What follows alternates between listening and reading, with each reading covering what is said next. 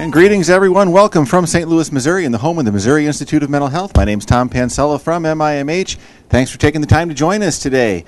We're joined by Khalil Osiris, and I'll introduce him to you in just a second here. But for those of you who are joining us and would like to ask questions at any given time, if you look right underneath the video window, there's a chat box. Now, don't click the chat link that says videos and then chat next to it. That'll have you log into something. We're not having you do that.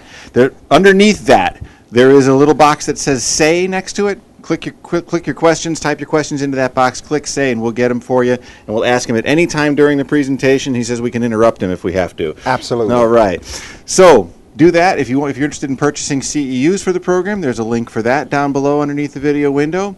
Also, we've included a link to the slides. Now, if you had logged in early, you won't see that link. You might have to refresh your browser, and that link will appear. We'll also send it to you after the program. There's also a couple links to important websites that Khalil's provided for us, and so you'll have links to those available as well.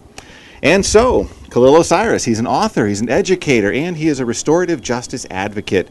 He's a formerly incarcerated person. He spent 20 years of his life in prison. He earned his bachelor's and his master's degree from Boston University while he was incarcerated.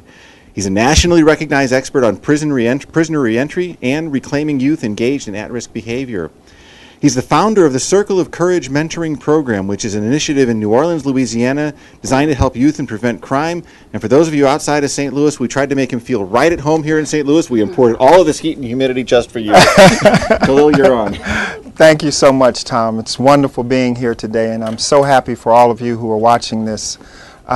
We are going to have a wonderful experience. I don't know how much you know about the Circle of Courage Mentoring Program, but I'd just really like to start this presentation by sharing with you a reflection that has, for a number of years, continued to challenge me to be reflective and very deeply thoughtful about why I do this work.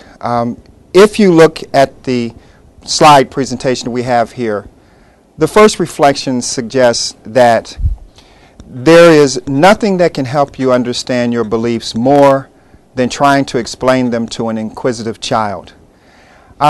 In sharing this reflection, and specifically in putting the imagery up of this little girl, what I'm suggesting is that audiences, that participants, practitioners, those who care deeply about the work of helping youth to find their way to wellness and health, that we should start with why we're doing the work. That in many respects, it is very important for us to understand that the reason we do the work is what should drive us, more than the expected outcomes that oftentimes get in the way of doing the work. And so I know that goes against the conventional wisdom of evidence-based practices sometimes, and that's one of the buzzwords that we'll talk about during this presentation, because our work is driven by evidence-based practices. But I want us to know that we don't stop there. We always go beyond that point. And so this reflection is designed to challenge us to always be in touch with those for whom we are doing the work and with whom we are doing the work. Our second slide is a reflection of how we began the process. In all of our work with the Circle of Courage Mentoring Program, it starts with, in our introduction, asking participants to share one word that best describes them. So you who are watching this, I'd like you, if you are able, to just take a second and write down or think of one word at this moment that best describes you. Now, the importance of this exercise with the participants with whom we work is that it challenges them to be critical thinkers. Oftentimes when we talk about working with young people who are engaged in at-risk or high-risk behavior, we hear the stories. They've almost become expected, that the child comes from a broken home. There's a missing in action father. There is perhaps a mother addicted to drugs. They are in communities that are plagued by violence and all kinds of inequality. And so we even begin to make excuses for the behavior that we see in some of the young people coming out of these communities, and particularly in urban areas. What I'd like to suggest to you is that by asking a young person, a child in this case, participating in our program, and even by asking you, as our viewer, to think of one word that best describes you, that implicit in this process is that you are able to ferret out through all of the things that you might be going through in your day something very positive about yourself. And in fact, not only think about it, but access it and feel it at a very deep level. And so we are encouraging young people who participate in our program to always struggle through whatever difficulties they may be facing to access the good that's within them. And so we ask them to name it and claim it. The second part of this exercise has to do with what we call an emotional check-in. So once the participant has shared one word that best describes them, then we ask them on a scale of 1 to 10, 1 being very low, 10 being optimum, share with us a number that describes how they're feeling at this moment. So if we're in a classroom and a young person says to us, I'm feeling like a 3, then we're going to pay very close attention to that so that we have a sense of why they're feeling a 3. What is it that might result as a consequence of them feeling a 3? If someone says to us they're feeling like a 10, we want to ask them, well, what is the source of your 10? And always what we're really listening for is the source. And typically what we mean by the source is the reason for them feeling a 3 more driven by external factors or internal factors? For example, are they feeling like a 3 because there's something going on in their home life, or there's something happening where they're feeling threatened at school, or are they simply unable to do the work in the classroom? But let's think about it from a personal standpoint for those of us who are watching this presentation. What is the number that you gave when asked to think about a number that best represents your emotional check-in? Did you think maybe a 3? Did you think a 5? Did you think a 6 or 7? Or did you say 10?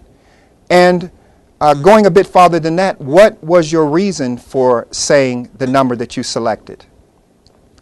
We want you to be reflective as we go through this process about all of the exercises, because we want you to have something more than a simple presentation that you've participated in. We want you to have an experience, and we want you to take this on as part of something that's bigger than this particular occasion of me presenting this information to you. We want you to internalize it on some level. Now, thirdly, we're asking, what are the expectations for this presentation? What are the expectations for this work?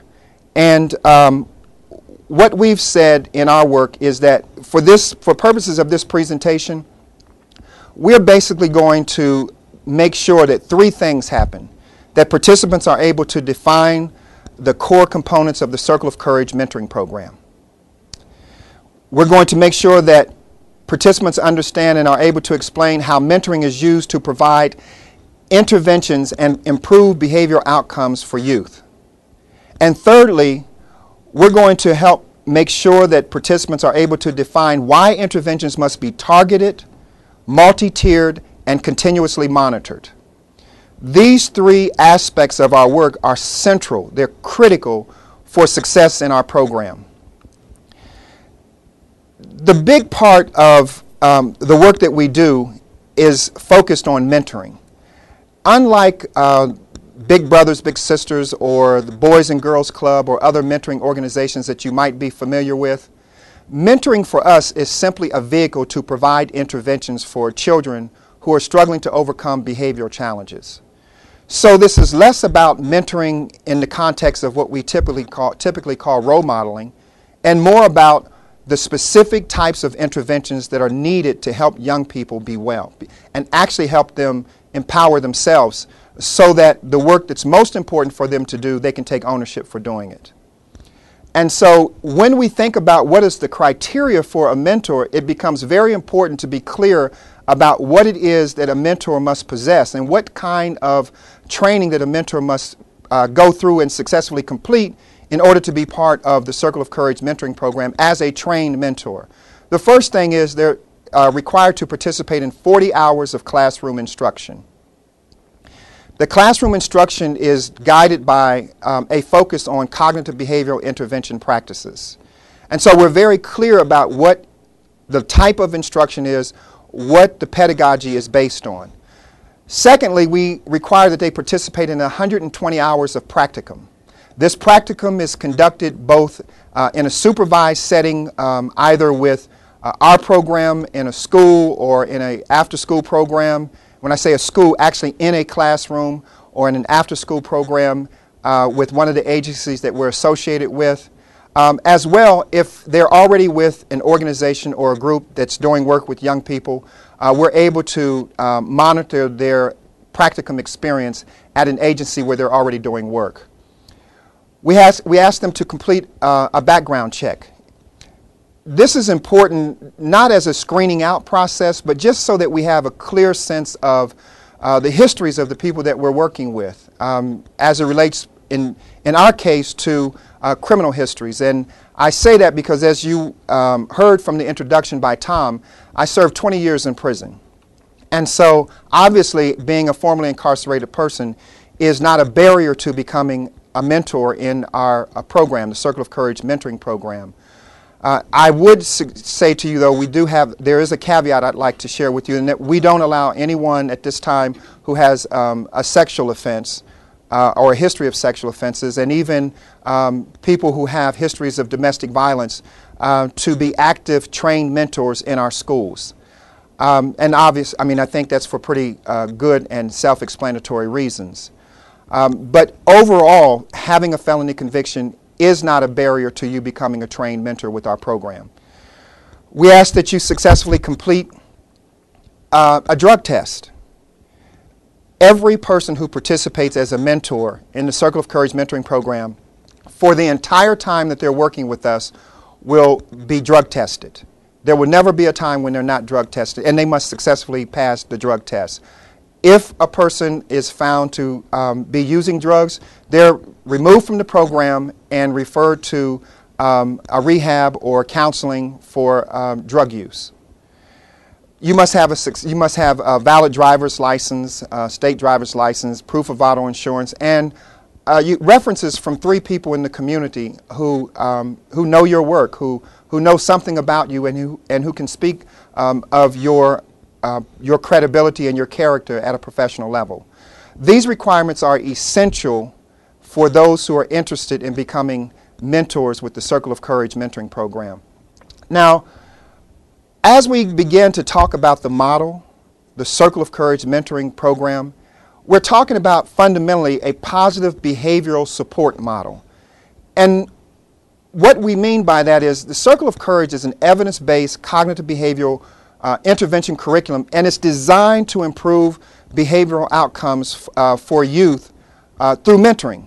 So once again, we have a cognitive behavioral intervention approach that has a specific design focused on helping young people overcome challenging behavior using mentoring as the vehicle to accomplish it. We want to be very clear with our audience about the specific focus of our mentoring. The framework for our work in the schools, oftentimes people will ask the question, well, how do you do this in schools? What is your goal? What context are you doing this work other than looking at children who might be acting out? In Louisiana, school-wide positive behavior intervention and support and response to intervention is the law. Schools must abide by, adopt the philosophies of these 2 practices, these 2 examples of philosophical approaches to working with young people. And so the Circle of Courage mentoring program is informed by the logic, tenets, and principles of both school-wide positive behavior interventions and support and response to interventions. And so what we're suggesting to you is that while RTI specifically and school-wide positive behavioral intervention and support are the law, they're just philosophies.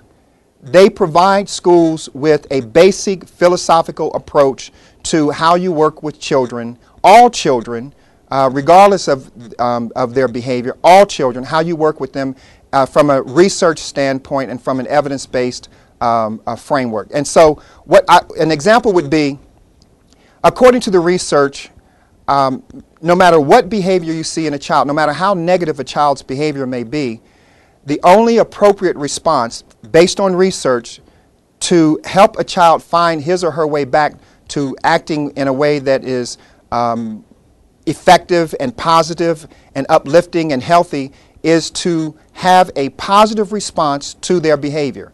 An example would be if a child is acting out in your classroom, you wouldn't become angry and think immediately of punishing the child. The goal of positive behavior interventions and support and RTI is to find ways to conduct interventions that addresses the behavior proactively and positively. So, with the Circle of Courage mentoring program, what we provide is a practical curricular approach to carrying out or to implementing the philosophical tenets of school-wide positive behavioral interventions and support and response to interventions.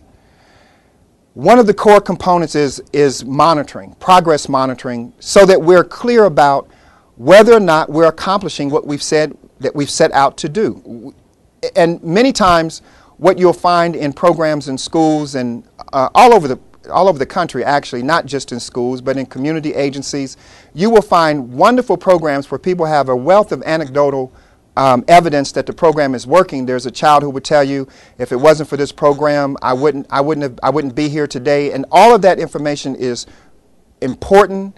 It's critical to valuing programs and valuing changes that people have made. But a lot of it is also very intuitive. And so, in order to really drill down to find out what's working with your program and if you're in fact achieving the goals that you've set out before you and that you've agreed to in the contract that you might have with a school district or another agency, it's important to do progress monitoring. And in our case, progress monitoring, we see that we have a process whereby behavioral outcomes are evaluated and measured based on research data and is continually monitored to quantify the rate of youth improvement, behavioral improvement over time. So a simple formula for progress in our work is the rate of improvement of the young person, the youth, with respect to their behavior over time. Rate of improvement over time. If you are clear about progress in terms of quantifying what you'd like to see as a behavioral outcome as a result of the intervention, what we say is we ask you to judge us on whether or not we have indeed been able to achieve a rate of behavioral improvement over time. And we specify that timeline with the school faculty that we're working with, the teachers, the parents, all of the others who are stakeholders in this process, so that everybody can be clear as to whether or not we're successful in our intervention. Now, there are 4 core components for the Circle of Courage mentoring program. The first is 12 values. Our work is founded on values, what we call pro-social values. And we'll look at what those 12 values are shortly. But the starting point for us is values. It's not behavior. I want to emphasize it's values. The second point and core component is what we call a positive change model. And the positive change model is a process by which we begin to evaluate, we begin to analyze and reflect on how our behavior ends up being what it is when we work with young people who are considered at risk or engaged in high-risk behavior. Thirdly, we have a social skills development component. And the social skills development is essential because we know that there has to be a development of specific skills to sustain the behavioral change. And lastly, we have a component called stages of moral reasoning, which comes from the work of Lawrence Kohlberg. And we'll go into that in more detail as this presentation unfolds. The 12 values. Let's look at this. The very first value is love. Love because we're crystal clear that before any progress can be made in terms of the work we want to do with young people, there must be a sense of connection. There has to be some sense that each of us respects and values the other's humanity. And the most effective way to do that is to communicate it through love. A sense of genuine concern, a sense of genuine commitment to the well-being of another person. This has nothing to do, in fact, with whether or not they learn math or science or geography or geometry. This has to do with our humanity. Are we prepared to connect with that young person at the level of their humanity without judging them? So love, trust, faith, forgiveness, peace, personal health, education, employment, family, positive social interaction, alcohol, drug abstinence, community, and then citizenship. And if you look closely at the values, you'll see that there's a progression. Most times we think of community as kind of being that end result, but for us it's citizenship, because we're clear that we must help young people develop a sense of their connectedness beyond their individual community, a sense of connectedness that is indeed global. And so these 12 values guide our work. And we talk about these 12 values in the context of their positive expression as well as their negative expression. So there's a twofold approach to this. We talk about these values, and we'll engage in an exercise in a little bit that showcases this, and it's why we emphasize social skills, because we say that there can be a pro-social expression of the values and there can be an antisocial expression of the values. And I guess I'll just stop here and give a quick example of what we mean by that. Love as a pro-social expression might look like this.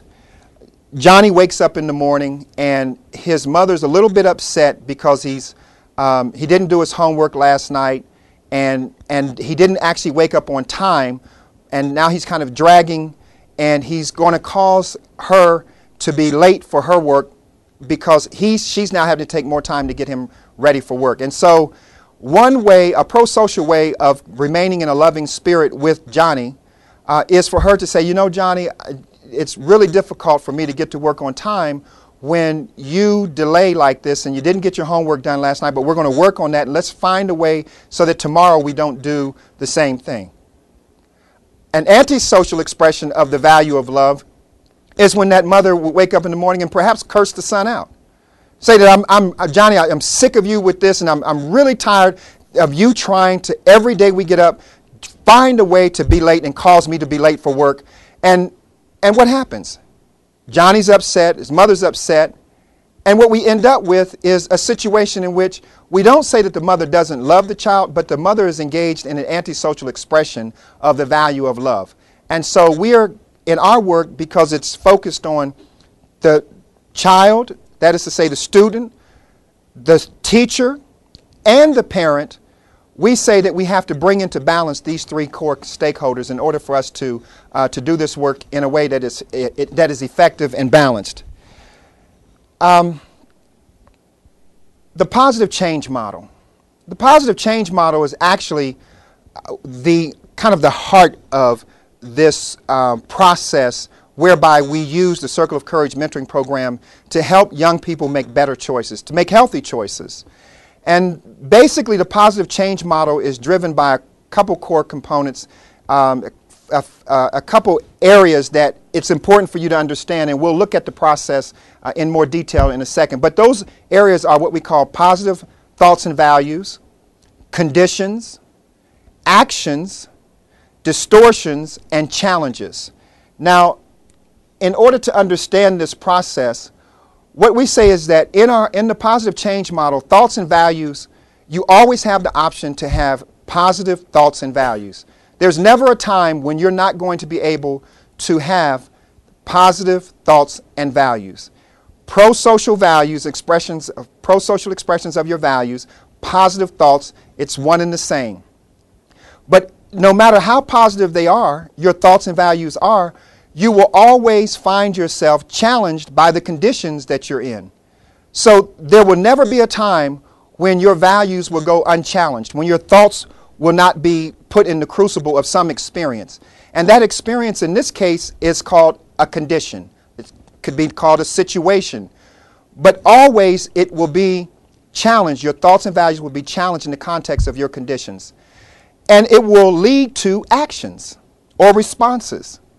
And so what we're asking in our process, what we're examining in our process is, what is the nature of your actions? Are your actions being dictated by your conditions, or are your actions being dictated by your thoughts and values?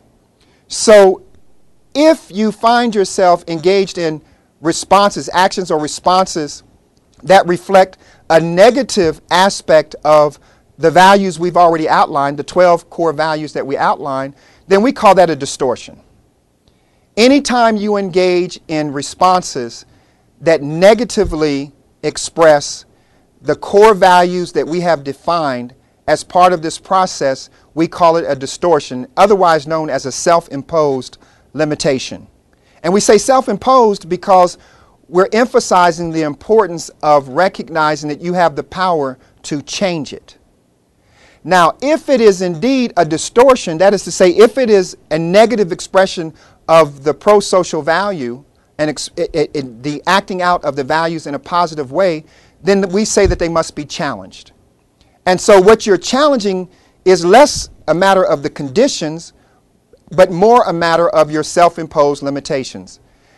It's important to grasp this aspect of our work, because it's where the power lies in the context of each person being able to find a way to change their behavior so that they begin to be more positive in every aspect of their lives.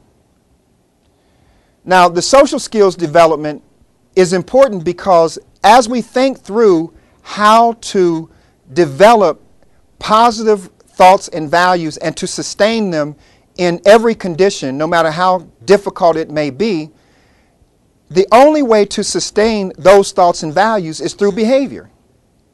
You think it through, but we want to see evidence that you have been successful in internalizing it and acting it out. And so that's the area whereby social skills development is critical.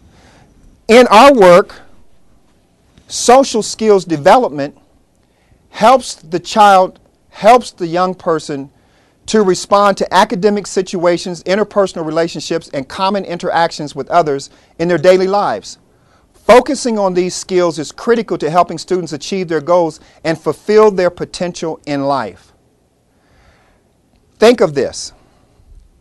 We have 12 values, a positive change model, and social skills development, all of which are connected, all of which are guiding points for the transformation of behavior.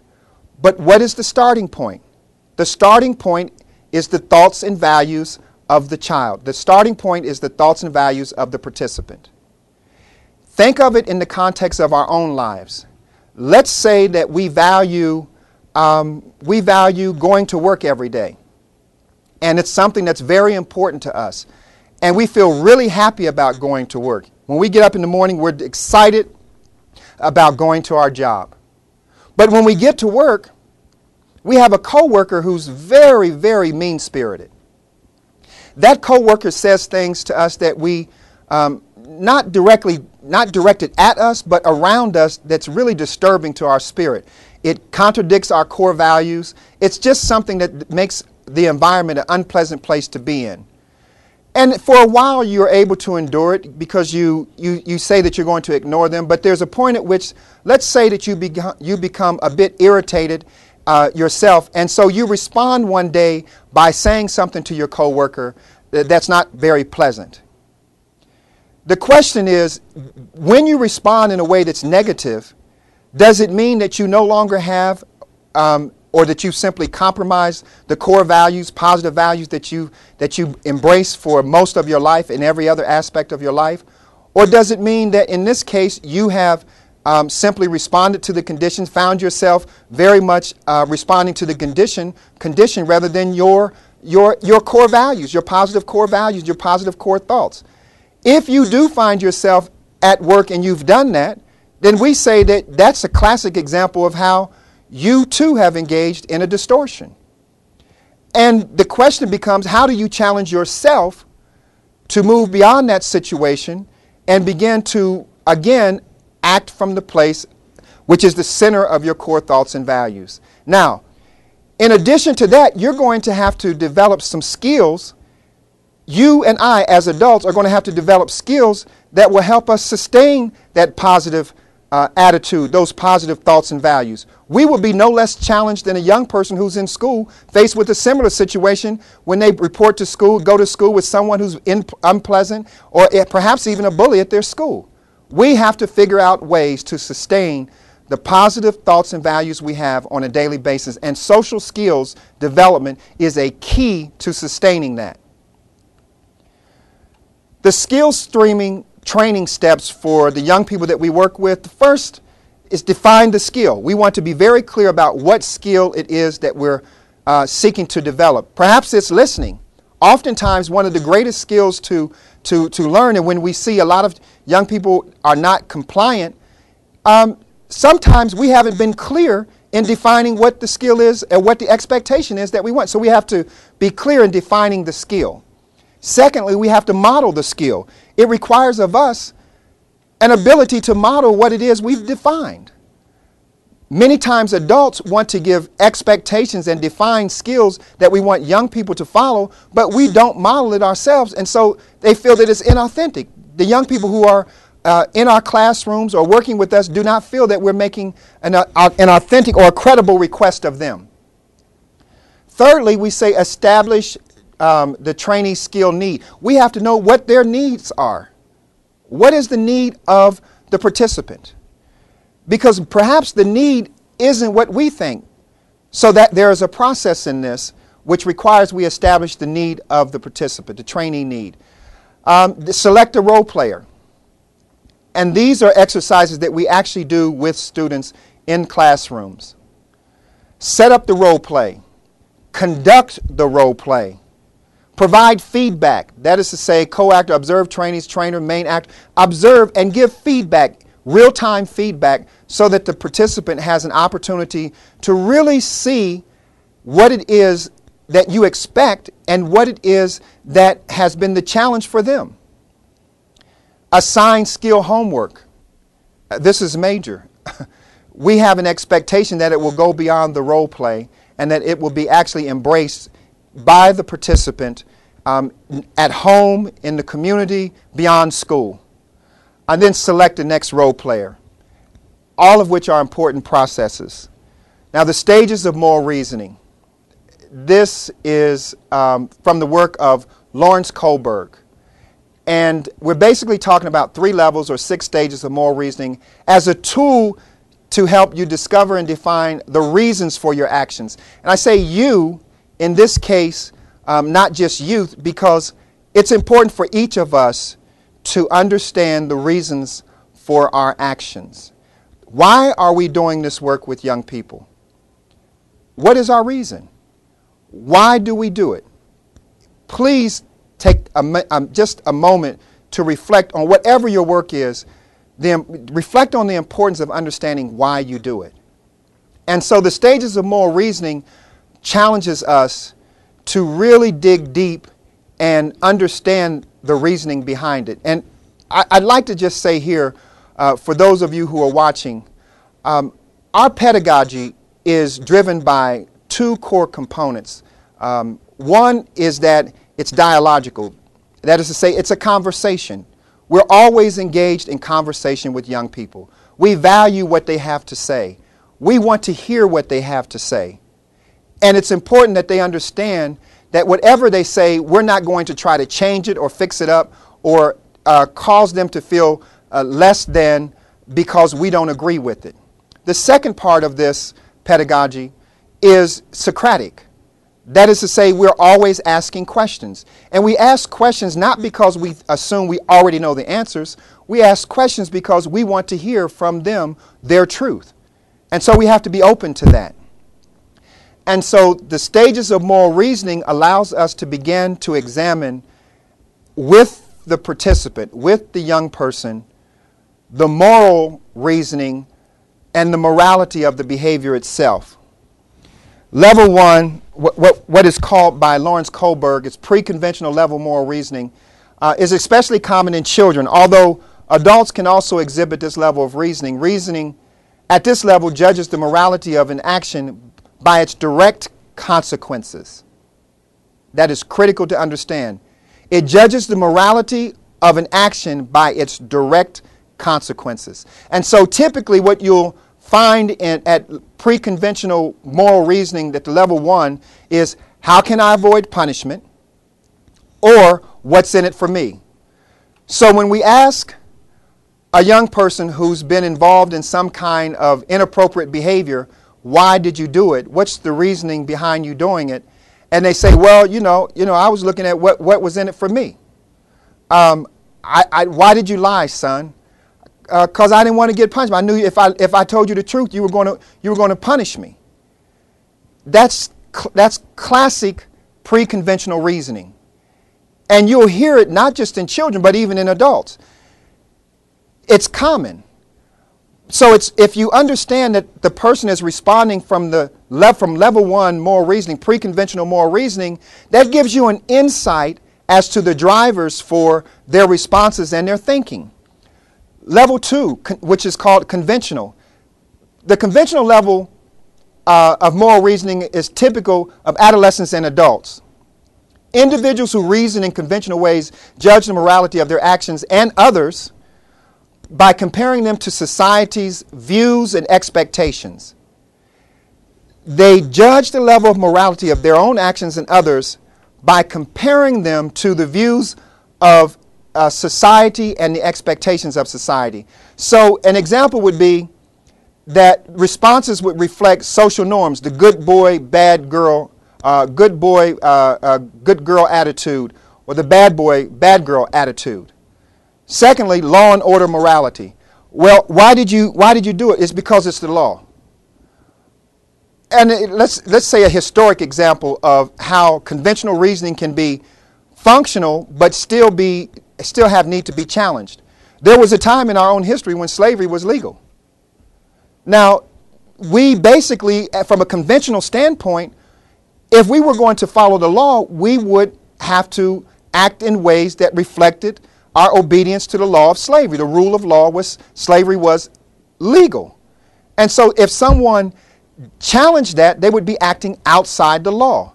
So the reason why reason why I'm using this as an example is because conventional thinking or conventional moral reasoning can be correct according to the law, but there can be serious challenges to it in the context of a higher morality, a higher calling, a higher purpose, a higher ethic than actually the conventional reasoning that we're engaged in and that we most often embrace. And most people find themselves engaged in conventional moral reasoning.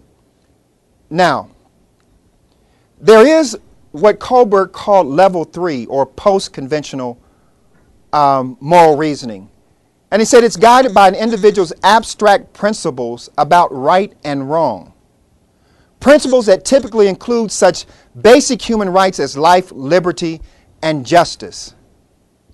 Because of this level's nature of self before others, the behavior of post-conventional individuals, especially those at stage 6, can be confused with that of those of the pre-conventional level. And here's what we're talking about. We're talking about the social contract, that there's some bigger ethic that is going to drive our decision-making and our reasoning. It's focused on human rights and principled conscience. What would be an example of that? Martin Luther King, I think, is a classic example of someone who operated from a post-conventional, level 3 moral reasoning, post-conventional stage. This ideal that injustice should be challenged. In fact, an entire movement evolved around that. But let's look specifically at children. What would be an example of how a young person is actually in a classroom or school setting engaged in post-conventional moral reasoning? We've seen many examples in recent history, and people will say, well, what is that? We've seen examples of young people who have responded to seeing someone victimized by bullying at their school. There have been examples of young people who were on some levels afraid of the bully, but decided that it was more important for them to face their fear and step up and call this situation to the attention of the teachers and educators and staff at the school, even though they were afraid that the bully might retaliate. That's a classic case of post-conventional reasoning. Not that the child who called it to the attention of the teachers was being bullied, him or herself. There was a popular case on TV where there was a young boy who saw someone else being bullied, who stood up for the person who was being victimized and said, this is something that we all should address. And he became something of a hero. Well, post-conventional moral reasoning is very pervasive. It's very common among young people. The problem for most of us is that we don't think of young people as having that advanced stage of moral reasoning. And so oftentimes the examples that are right in front of us, we don't pay much attention to, and certainly we don't celebrate. Now, the examples of our work is one thing, but quantifying our success is another. What was important for us in New Orleans was to have our research, or have our program evaluated by a research team from Tulane University School of Public Health and Tropical Medicine.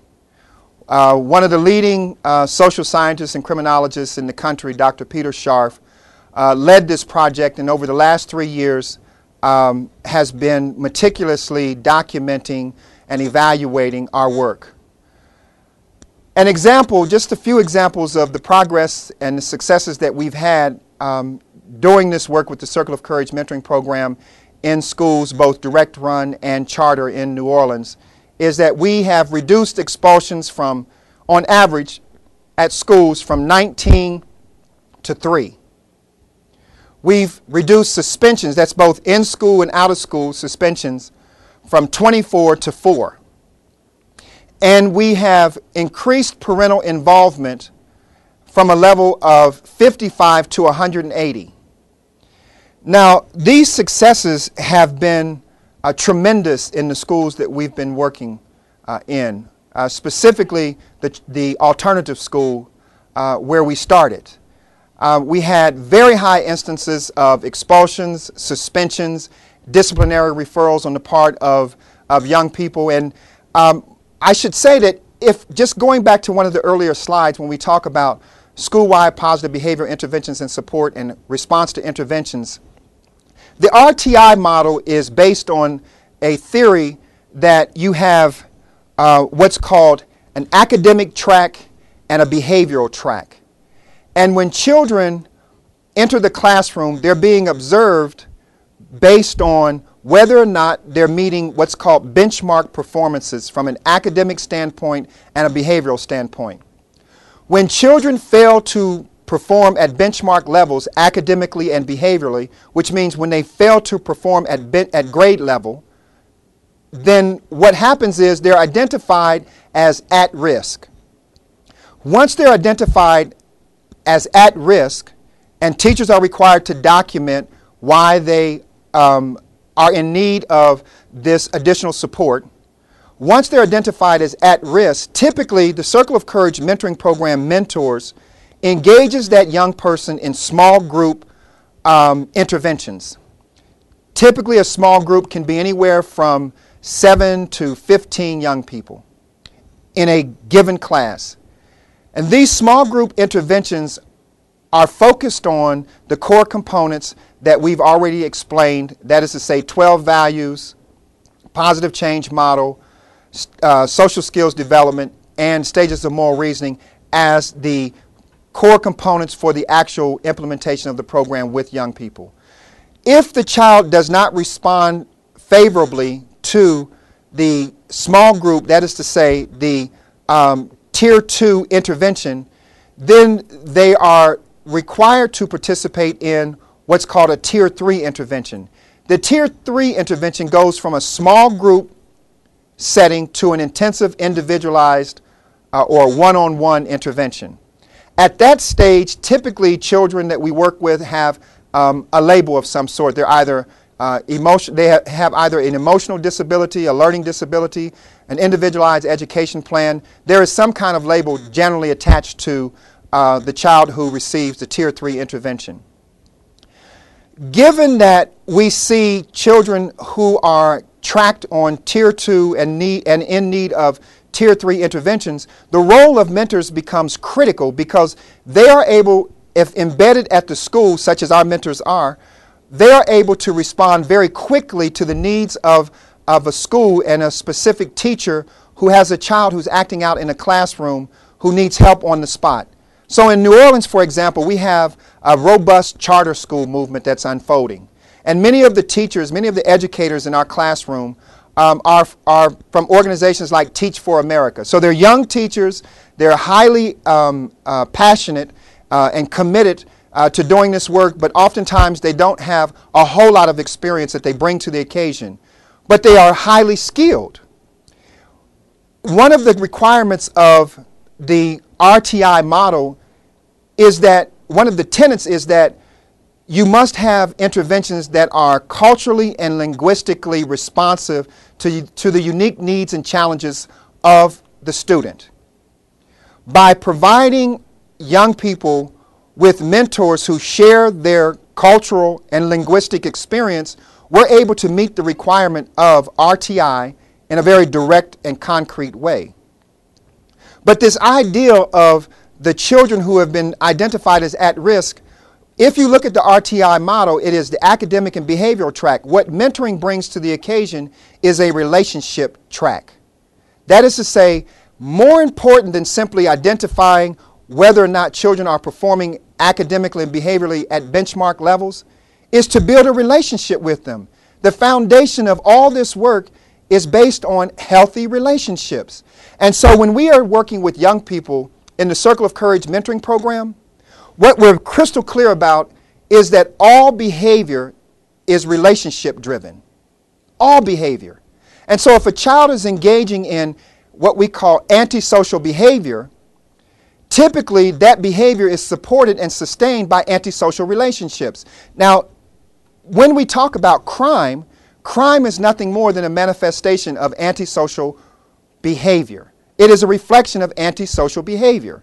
And so in our work, when we talked about self-imposed limitations, we say the children who end up in jail, the children who end up being arrested, those children are arrested by virtue of how they have acted out their antisocial thoughts and values. So in our work, incarceration is a metaphor for self-imposed limitations. And what we mean by that is typically the conditions for arrest of a child or expulsion or recommendations for a suspension in young people's behavior, the actual carrying out of that has already happened long before the behavior is exhibited. That is to say, the thoughts and values that it would take to create the condition or create the situation in which a child would be recommended for expulsion, the thoughts and values are present long before this expulsion ever occurs. And because we don't recognize the thoughts and values that are the precursor to the behavior, we constantly get caught in the trap of punishing behavior. And then we go farther and we set consequences for behavior. Consequences don't teach social skills. Consequences can be great at punishing, but if the child does not have the skill set, the social skills, the cognitive skills necessary for him or her to correct the behavior, it doesn't matter how many consequences you give them. It doesn't matter how much you punish them. You are not likely to change the behavior. Our goal is to help that young person develop what has been called the lagging cognitive skills, or to resolve the emotional challenges that they're facing so that they can get to a point where they can sustain the behavior that's expected of them. Now, this is a critical aspect of our work, given that we understand most of the children we work with want to do the right thing. They're not children who enjoy being seen as horrible individuals. It does them no good for us as adults to continue to decry the fact that they're not performing well in school and they're just bad children. That's not our story. The story of our program is that you actually don't have any at-risk students. You don't have high-risk students. You have students who make at-risk and high-risk choices. And that could apply to not only our young people, but to adults as well. I guess that kind of suggests to you that I have a deep passion for this work and have a sense of a connection to this work because I am a product of that experience. When Tom told you that I served 20 years in prison, it wasn't over one incarceration. I served 2 incarcerations. The first incarceration, I served 5 years. I served 5 years in prison and came out of prison more angry than when I went in. In fact, in many ways, I was worse after I came out of prison than when I went in. And the whole time that I was in prison for that first 5 years, all of my thinking was focused on what crimes I would commit once I was released. In other words, I was becoming more of a criminal in my thoughts and values during my incarceration, during the time of my punishment, than before I had the consequence of incarceration. So when I got out, just like the statistics say, within 3 years I had reoffended, not one time, actually multiple times, and landed back in prison. So here I am back in prison, clear that this was not someplace I wanted to be, but my thoughts and values were all over the map. They were out of control.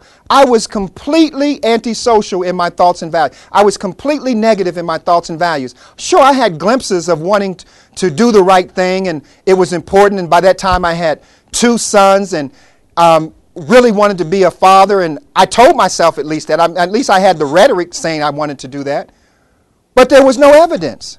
And so here I am back in prison. I'm 20 plus years old, and I'm thinking, this is not making sense. Now, I know you might think, oh, well, he probably had a broken home, and his father was missing in action, and his mother was just crack addicted, and probably had lots of men in and out of the home, and all those kinds of things, because, you know, those are the stories. How else would a young man like me end up in prison serving all that time? Well, actually, none of that was true for me. I had both parents.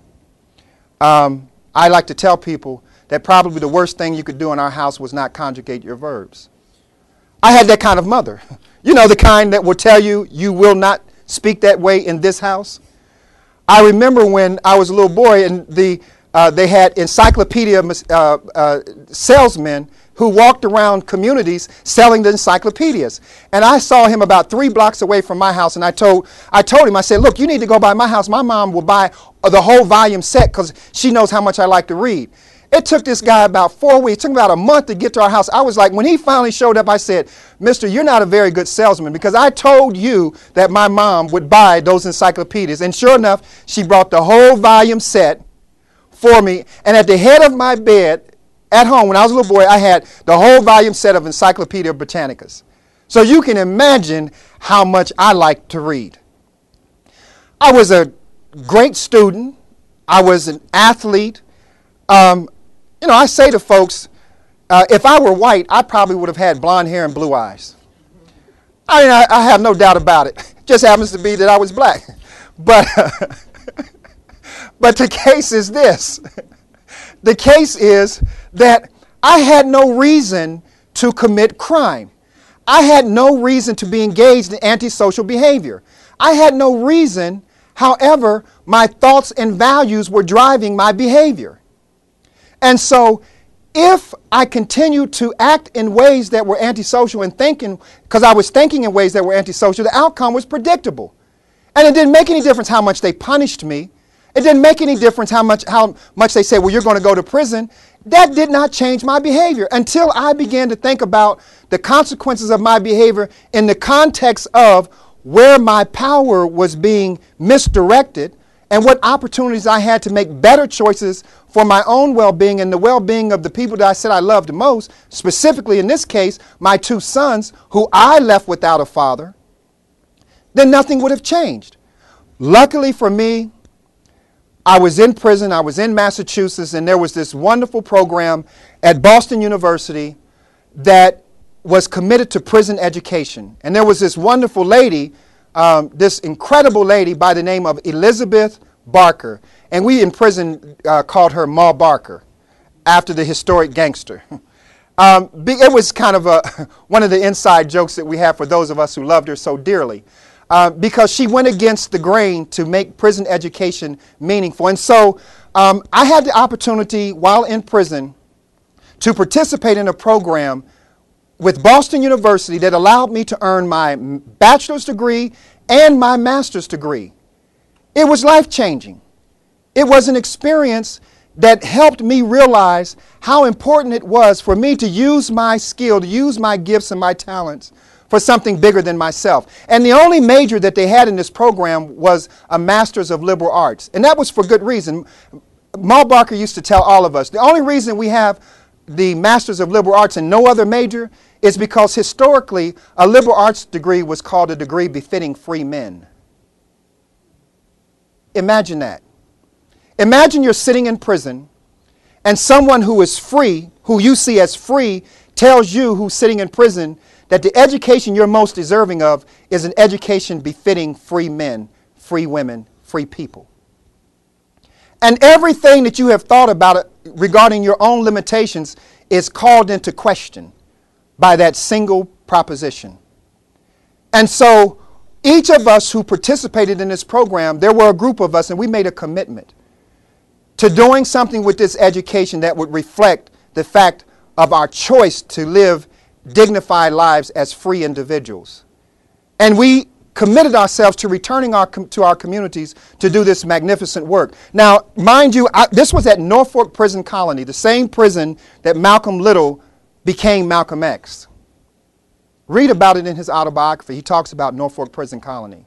The same university where Reverend Martin Luther King Jr. earned his doctorate degree. These two great giants in my own life, intellectual giants, cultural icons, their lives intersected in my own at the bottom of life in Norfolk Prison Colony. And I earned this master's degree, this bachelor's and master's degree, and I knew then that I would forever live a different life. Not later, but right then. So here was my epiphany. I recognized during that time that I was incarcerated long before I had ever gotten arrested by virtue of my thoughts and values. But the good news was this, and this is the core of my epiphany. If I was incarcerated before I was arrested, I could get out before I was released. And the epiphany was so deep that it changed my life forever. And said, get out before you're released. I'm like, yeah, I knew I could get out before I was released. How? By changing the thoughts and values that led to my incarceration. Literally, by transforming my own thinking, by transforming my own values. I had an opportunity to transform my life. And not later, but at that moment. So prison ceased to be a place of punishment for me because I chose to make it something redemptive. And so I had developed a very simple philosophy. Number one, don't break the rules. Imagine that. Imagine this guy who's been incarcerated most of his adult life, has done wrong everywhere he went, had been so promising as a young person, but had been so just a failure, utter failure later in life, decides he's not going to break the rules, in prison at that. And guys in prison would say to me, well, what do you mean don't break the rules? You're in here for breaking rules. I said, yeah, but think about this. All of the rules are predicated on an assumption that we will act like animals. That we will act like animals. Don't kill anybody. Don't stab anybody. Don't rape anyone. Don't murder anyone. I'm like, do you really need a gun in a gun tower to tell me not to rape anyone? I don't think so. So on that side of it is don't break the rules. But on the other side, I was very clear in a philosophy that I developed. It was turn the cell into a classroom and the prison into a university. I'm going to repeat that. I really want you to think about this, you, the listening audience. My philosophy, the philosophy that guided, the principles that guided my life in prison was turn the cell into a classroom and the prison into a university. There was a point at which I recognized and I realized that it didn't matter what happened in prison. Guess what? I could not be punished. If the prison administration would have decided to dig a ditch in the middle of the prison compound, put Khalil Osiris in it, and leave me with the ants for the next 3 years, 3 days, 3 months, or 3 years, when they would have come back, I used to tell them, if you come back in 3 days, 3 weeks, or 3 years, I'm going to know so much about ants that you're going to call me an antologist. You couldn't punish me.